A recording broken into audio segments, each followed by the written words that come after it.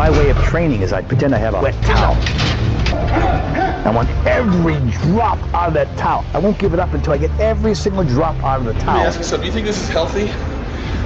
No, but you grow. Look at this.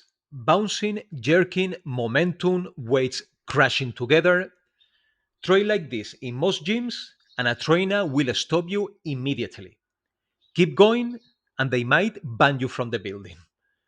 Tom Platz appears to break almost every rule we are taught about good technique. And yet, he built what many people still consider the greatest legs in bodybuilding history. So was this simply reckless, terrible form? Or was every ugly repetition doing exactly what Tom wanted? He's famous for his squatting and his legs, and he's going to give us a little bit of information about himself. I'm going to tell you some stuff that I never really tell most people. I think about that before each leg workout. Can I leave the gym training halfway? Can I leave the gym not really giving it everything I got? Let's be honest. At first sight, this looks terrible.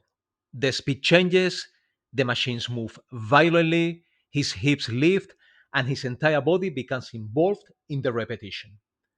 Nothing resembles the calm, controlled demonstration most trainers are taught. What I do may be insane for the average person, but it's not for me. It works for me. I thrive on this kind of training. And Tom does not even deny how it looks. He openly admits that it might appear insane for the average person. At this stage, the obvious conclusion is that Tom's genetics allow him to survive the kind of technique nobody else should copy. I'll fight to the death. And sometimes I actually went close to death. It sounds crazy, but you got to give it that much. According to every normal form checklist, this should be indefensible. But before we dismiss it as madness, we need to watch something much more carefully. Does his technique collapse randomly, or does it change at specific moments for a specific reason? The goal of hack squats is to really develop the vastus lateralis, the muscle which gives you the teardrop look. And by coming on your toes and bringing your heels and then coming to the top of the movement and flattening your heels out, it really brings the vastus lateralis into play. At this point, stretching is. This is the first crack in the madman theory. Tom can tell you exactly which area of the quadriceps he's targeting. He knows where he wants the feet, when the heels should rise, and when they should return to the platform. That is not a man who is unaware of his technique. 9, 10, give. 2, 3, 4, 5. 1, 2, 3, 4, 5. We're not halfway. Hold it there. Hold it. Hold it. Yeah. Yes. Find it. Hold it. Right there. Yeah. Come on. Give. Up. Yep. Hold it. 2. Right there. That's it. Go. Tension. Go.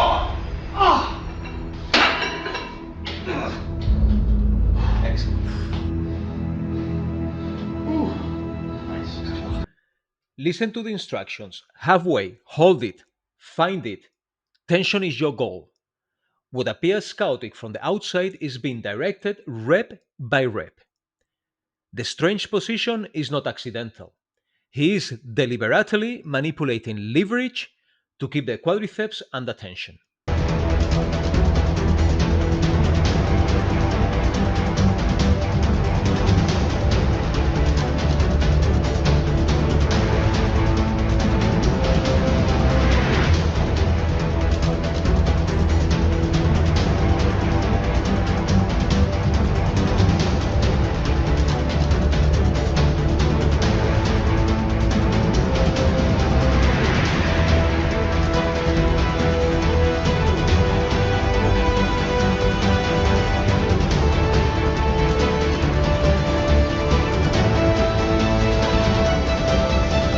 Textbook technique asks whether every repetition looks identical. Tom Platz is asking a different question. Are the quadriceps still being forced to work?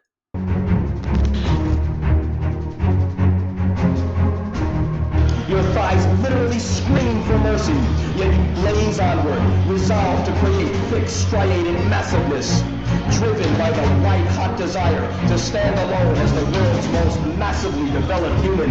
Then every human being to take that inner reserve of strength and power and apply it to their personal gain. Most of us, we put limitations on ourselves as humans. We think that 10 or 15 is enough. There's more in you. There's always more in you. There's always 5 more reps.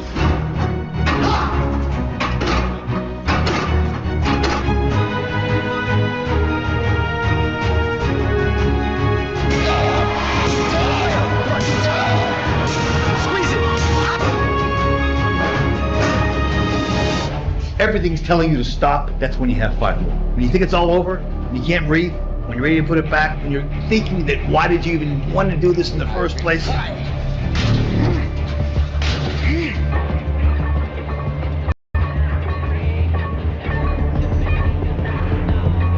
And you have nothing left, you got 5 more.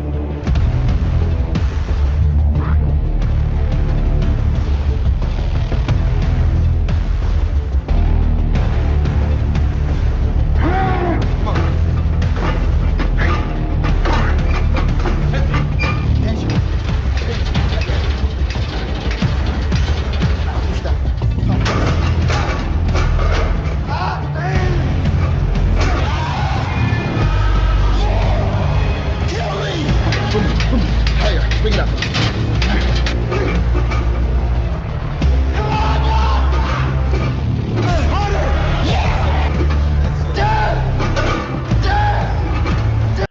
Now watch when the ugly technique appears.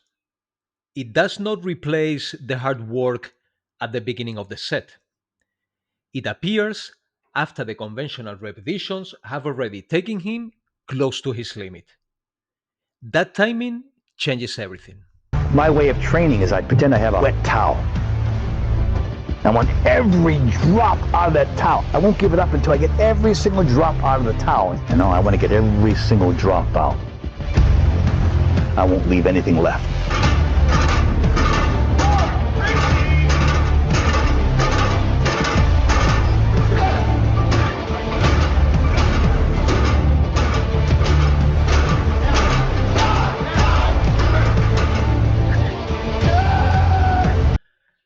This is the difference between ego lifting and deliberate momentum. Ego lifting uses momentum to avoid making the muscle work. Tom uses momentum after the muscle has already worked, because he's trying to squeeze the final drops of effort out of the set.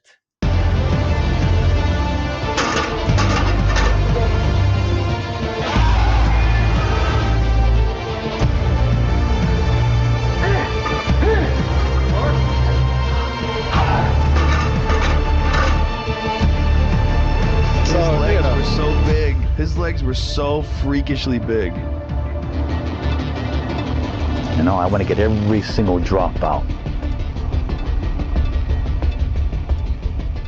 The repetitions are becoming less beautiful, but the set is becoming harder, not easier. That is the opposite of ordinary cheating. The movement is helping him continue the muscular effort, not escape from it. And as soon as I think about hamstrings, I think about one exercise. That's the Nautilus leg curl, the lion leg curl.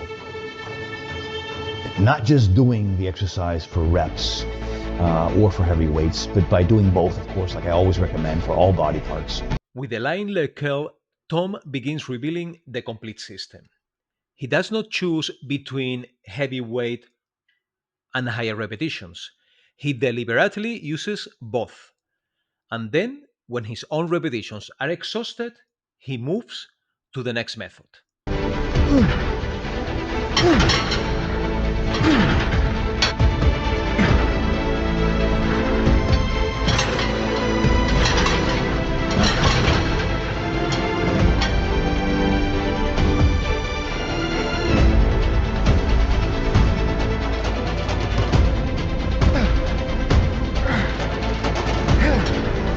more, having your partner give you assisted positive reps.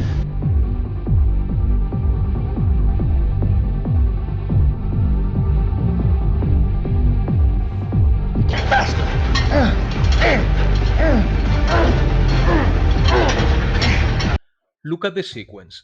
His own repetitions come first, then assisted positive repetitions, then faster repetitions, then shorter movements and partials. His partner is not randomly lifting the weight for him. He is giving just enough assistance to keep the movement alive. Let me ask you something. Do you think this is healthy? No, but you grow. That sentence matters. Tom knows this is extreme. He's not confusing it with safe, normal training for everyone. He understands the cost and is consciously choosing the trade off because his only goal is to extract more stimulus from the muscle.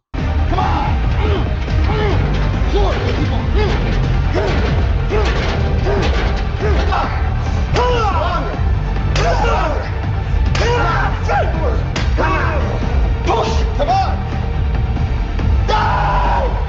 Push! Keep on right there. Keep on. Right, go! This is your life. Come on, dig! I mean, fucking dig!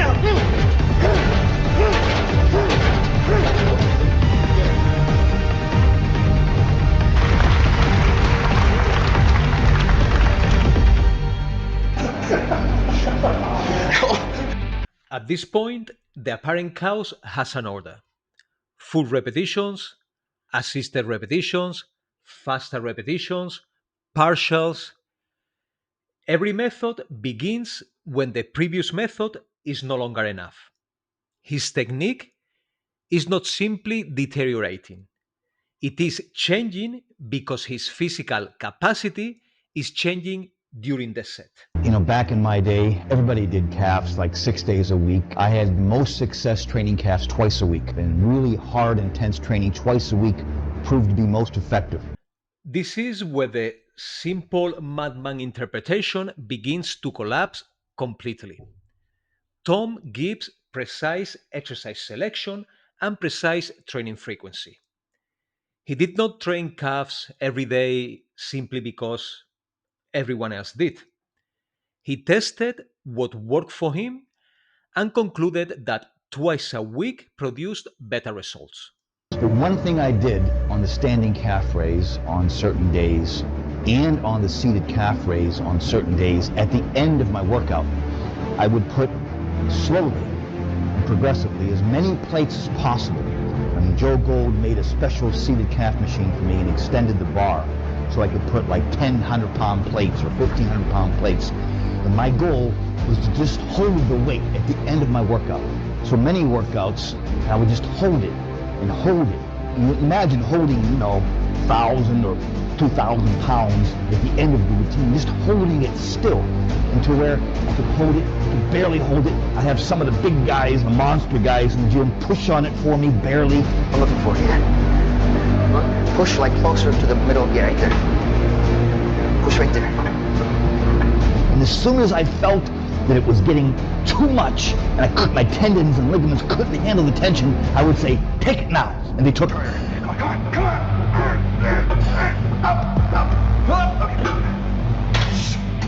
Now listen to the detail.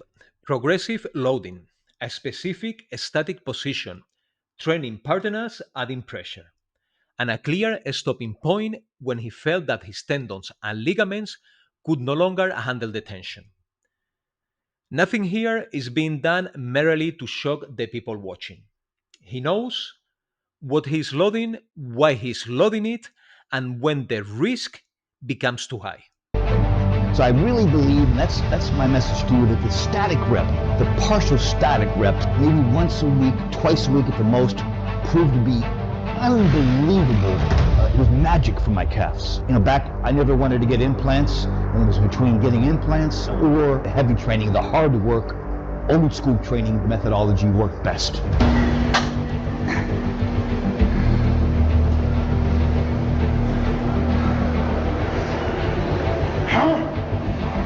It was just the sheer love of going to the gym and not holding back, where you get to go crazy in the gym and just not hold back at all. Real high. High. Okay, got it. Let down slow. Okay, now hang on. All your weight.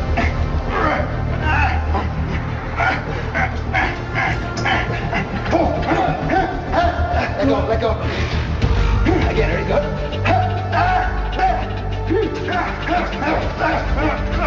Okay.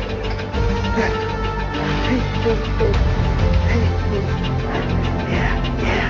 Go. I like it. Up again. Real high. You got it? Okay. You got it? Yeah. Okay, now, go. Up again. Real high. 3, 4.